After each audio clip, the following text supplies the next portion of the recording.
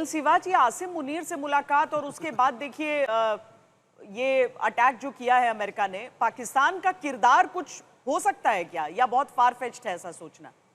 बिल्कुल देखो श्वेता कि क्यों जनरल आसिम मुनीर को डोनाल्ड ट्रंप ने बुलाया था, उसकी दो वजह थी। देखो, अगर मिडल ईस्ट के अंदर कोई देश बिल्कुल इसको इजराइल को क्रिटिसाइज कर रहा था, वो पाकिस्तान था। तो कहीं ना कहीं डोनाल्ड ट्रंप ने आसिम मुनीर को बुलाने के लिए एक तो ये सोफन अप कर दिया। जो सेकंड इंपॉर्टेंट चीज है, अगर अमेरिका को खुल के आना पड़ेगा, अभी भी मुझे लगता है कि अमेरिका इतना खुल के नहीं आया। अगर उसको हमले और तेज करने पड़े ईरान को, अगर ईरान पलटवार करता है, तो फिर उसको जो पाकिस्तान की बेसिस चाहिए, लॉजिस्टिक नोड चाहिए, इंटेलिजेंस चाहिए, जो पाकिस्तान के पास है। और पाकिस्तान हरदम अमेरिका का फ्रंट लाइन स्टेट रहा है। अगर वो अफगानिस्तान में रशिया के अगेंस्ट लड़ा है, तब भी पाकिस्तान खड़ा था अमेरिका के साथ।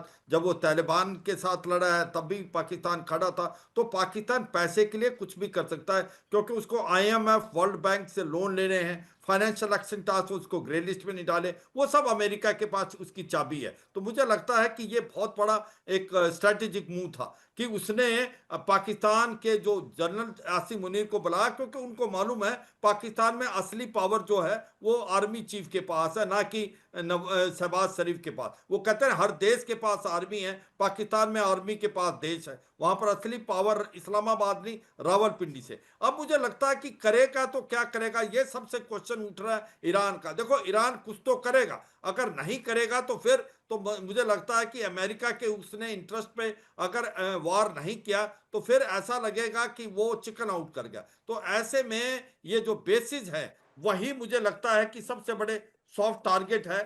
उसको वो पक्का कहीं ना कहीं हिट करेगा। और वो हिट करेगा, किसको करेगा, वो सिलेक्ट करेगा कि जहां पर ज्यादा फॉल आउट ना हो। और स्टेट ऑफ हॉर्मूज को ब्लॉक कर सकता है, उससे इंपैक्ट पूरे वर्ल्ड को होगा। और ये भी सच्चाई है, आज वो ये समझता है कि अब वो फोर्दो के अंदर कितना डैमेज हुआ है, क्योंकि फोर्दो एक ऐसा प्लांट था उसके लिए, जो उसके लिए होप था, उस पर भी डिपेंड होता है। और तीसरा, ये जो इसकी प्रॉक्सीज है, हिजबुल्लाह, होती और हमास, आप देखेंगे ये भी हमला दोबारा स्टार्ट करेंगी।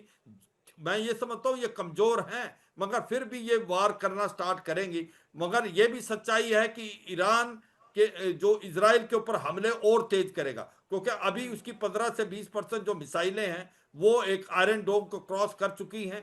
तो इसलिए अब यहां बिल्कुल। पर भी ये हमले करेगा।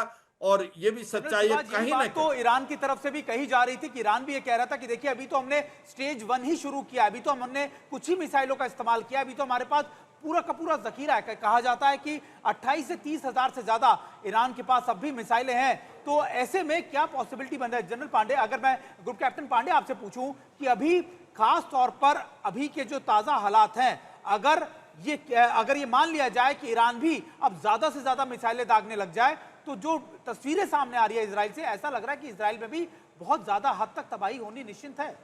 देखिए, एक बहुत ही मजेदार चीज है कि इजराइल क्लेम कर रहा है कि लगभग 1/3 से 2/3 के बीच में, क्योंकि दोनों फिगर आ रहे हैं, 2/3 भी आ रहा है, 1/3 आ रहा है, इसलिए मैं दोनों के बीच में बोल रहा हूँ।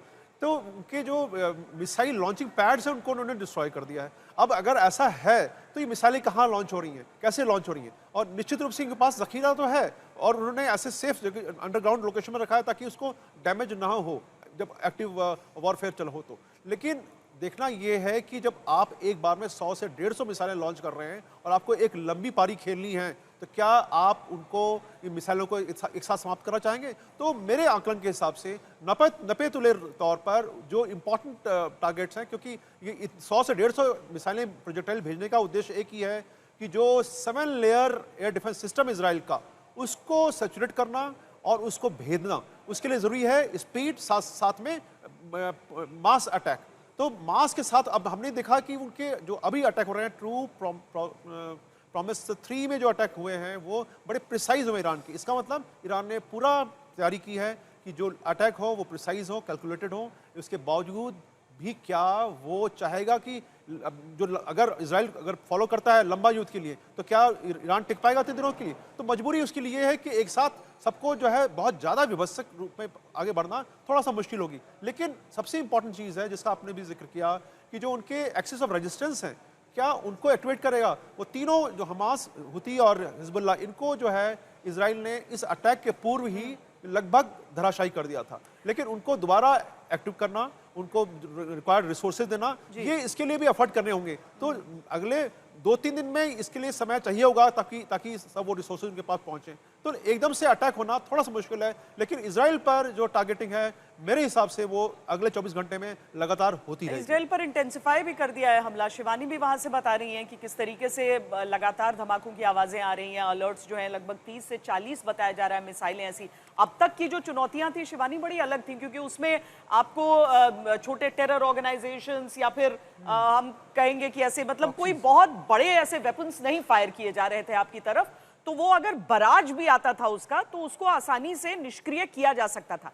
यहाँ फतेह 1 तक का की तो बात की गई है अभी तक ईरान की तरफ से। फतेह 2 अगर वो फायर करता है तो वो और ज्यादा मुश्किल स्थिति हो सकती है, और यही मिसाइलें हैं जो कई जगह पर इंटरसेप्ट नहीं हो पाई हैं।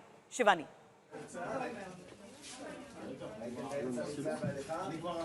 बिल्कुल आप ठीक कह रही हैं। देखिए, इससे पहले जो दौर था जब हमास और हूती से लड़ाई हो रही थी, तो जो उनकी इंटेंसिटी थी वो इंटेंसिटी उतनी नहीं थी। जब ईरान की तरफ से आने वाली मिसाइल्स हैं, उनकी जो इंटेंसिटी है, उनके जो पेलोड्स हैं, वो लगभग 400 से 500 किलोग्राम के बॉम्ब्स उसके साथ यहाँ पर भेज रहे हैं, जिसकी वजह से देखिए अब धीरे धीरे लोग बाहर जाना शुरू कर रहे हैं। इसका मतलब एक सिग्नल आ गया है।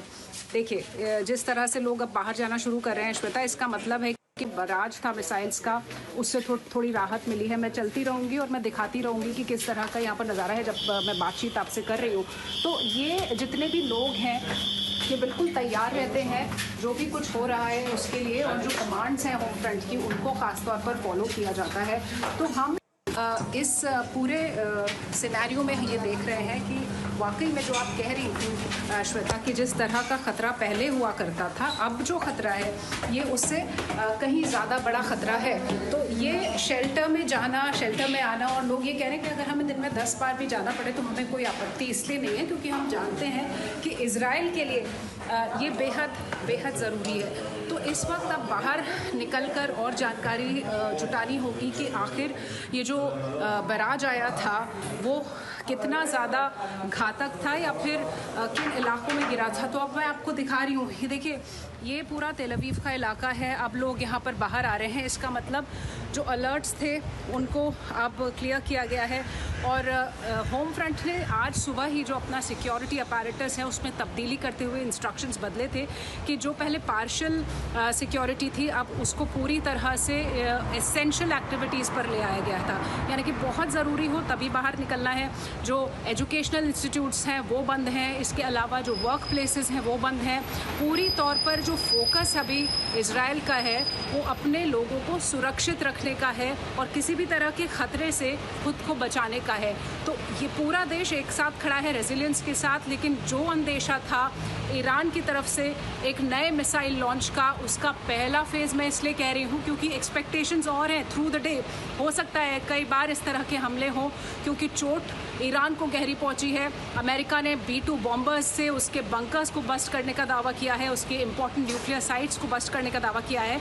तो ये माना जा रहा है और ये बिल्कुल एक्सपेक्टेशन के हिसाब से तैयारी भी इजराइल में दिखाई दे रही है कि अगर फ्यूचर आता है बराज तो उससे किस तरह से इसी तरह से लोगों को सुरक्षित रखना है और अपना जो मैकेनिज्म है अलर्ट। ऐसा देश अपने दुश्मनों से घिरा हुआ सर्वाइव किया है तो उसके पीछे का कारण भी है उसकी जो तकनीक है। तो मिसाइलें गिरी हैं उनकी भी तस्वीरें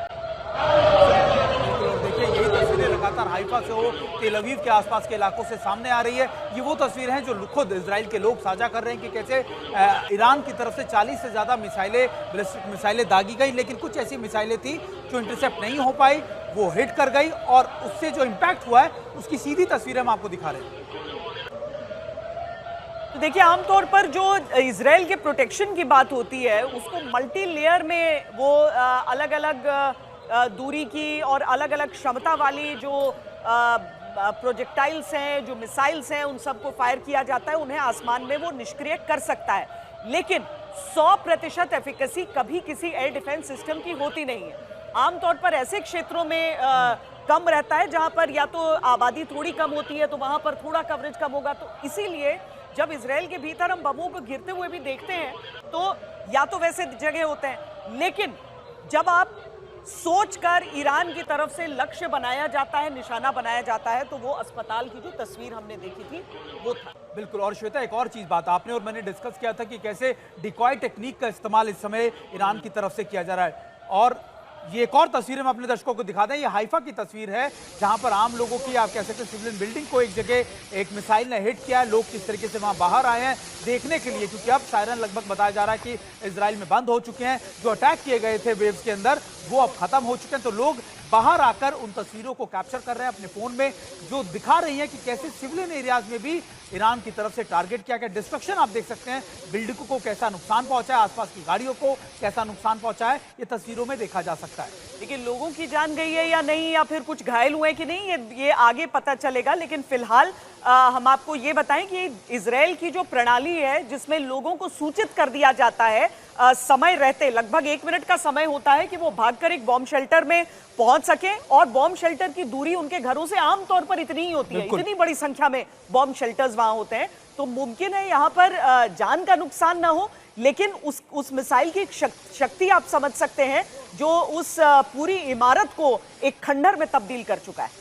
बिल्कुल श्वेता, मुझे लगता है ये कहना गलत नहीं होगा कि वहाँ पे ग्रोसरी शॉप से ज्यादा बंकर्स हैं। हाँ। हर जगह आपको बंकर्स नजर आ जाते हैं, हर बिल्डिंग के आपको पास में वो इसलिए बनाए गए हैं क्योंकि वो ये पुख्ता कर देना चाहते थे इजराइल ने। बहुत अच्छी, आप कह सकते हैं, अपने लोगों की सुरक्षा के लिए कि आप, ये मैंडेटरी है आप सिविल इंजीनियरिंग के अंदर कि आप कोई भी बिल्डिंग बनाए आपको बंकर बनाना पड़ेगा, हर जगह आपको बंकर बनाना पड़ेगा। और ग्रोसरी शॉप से ज्यादा आपको बंकर इजराइल में नजर आ जाएंगे। शायद यही वजह है कि वहां पर आप जब भी बात करते हैं हताहत होने की या फिर इंजर्ड्स की या फिर आप कह सकते हैं कैजुअलिटीज की, तो वो नंबर आपको नजर नहीं आते, क्योंकि शायद उनकी इम्यून या फिर वो तैयार हो चुके हैं इजरायली लोग इन सारे हमलों को झेलने के लिए या उसका सामना करने के लिए। हाँ, इसीलिए देखिए न केवल ये अलर्ट होता है कि आप घरों के अंदर जाइए, आप बॉम्ब शेल्टर के भीतर जाइए, बल्कि ये भी अलर्ट उसके बाद आता है कि अब स्थिति सामान्य हो गई है, आप बाहर जाकर अपना काम कर सकते हैं। एक ऐसा देश जहां पर संघर्ष और युद्ध कोई नई चीज नहीं है, वहां पर सामान्य जीवन कैसे चलता है वो इसी प्रकार से चलता है। लेकिन ये तबाही की तस्वीरें हम आपको 2 जगहों से दिखा रहे हैं। ये अलग अलग यूजर्स ने जिन्होंने वहां से रिकॉर्ड किया है, उन्हें हमारे साथ शेयर किया है। हाइफा की तस्वीरें हैं जो 2 जगहों की हम आपको दिखा रहे हैं। यहाँ पर आप थोड़ी दूरी से देख सकते हैं धुआं उठता हुआ, एक धुएं का गुबार सा आप देख सकते हैं। और दूसरी जगह जहां पर एक इमारत को आप क्षतिग्रस्त रूप में देख सकते हैं। तो ये 2 तस्वीरें इजराइल के हाइफा की ही ताज़ा तस्वीरें हम आपको दिखा रहे हैं, जहां पर ये यूजर्स ने हमें ये तस्वीरें भेजी हैं जिन क्षेत्रों में मिसाइल को इंटरसेप्ट नहीं किया जा सका और वो जमीन पर उन्होंने प्रहार कर दिया। बिल्कुल।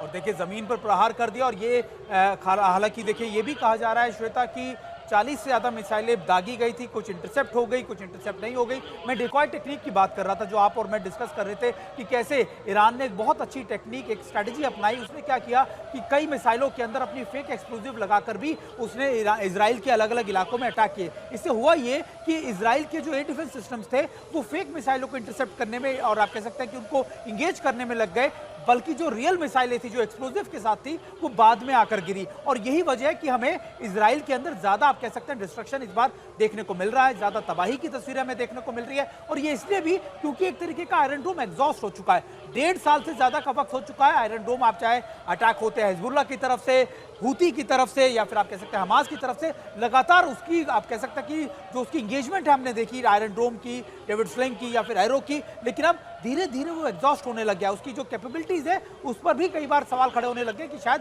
कैपेबिलिटीज कम आ गई है। तो ये सारे कारण है इस समय जो तस्वीरें दिखा रही हैं कि कैसे इजराइल में भी जो मिसाइलें दागी गई थी ईरान की तरफ से, उससे कई जगहों पर उसने हिट भी किया है।